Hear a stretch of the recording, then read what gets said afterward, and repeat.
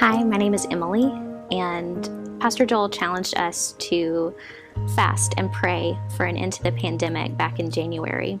And up to this point, I had limited experience with and limited exposure to fasting.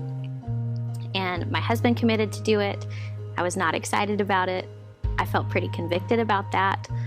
So I committed to fast through lunch that Monday. And I spent a lot of Sunday and a lot of Monday in prayer, asking God for strength to get through it and telling him how I was feeling about it, telling him that I was scared. And it ended up being a really good experience. I spent a lot more intentional time with God than I normally would have.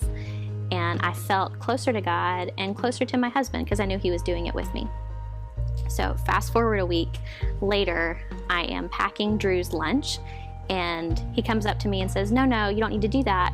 I'm fasting with Pastor Joel for an end to the pandemic. And I kind of sunk and thought, oh, no, we're doing that again.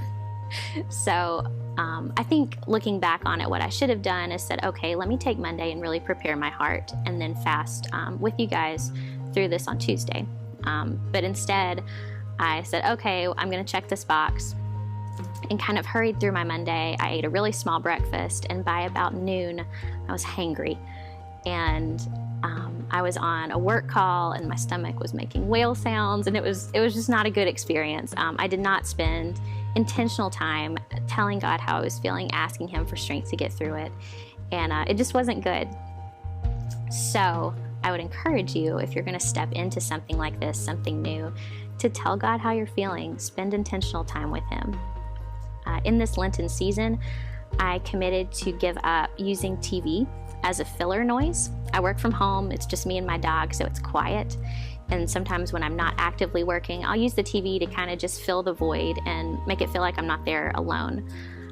So through this season, I've decided not to do that, and I'm trying to spend that time that I would have spent, watching TV or just hanging out, talking to God and reading scripture. And it's been really cool. It's been a lot more intentional time than I normally would have spent with him. And I just got through the Gospels this morning, and that's really exciting. I usually don't meet my scripture goals. So that's been really cool, and I've learned a lot from what I've read.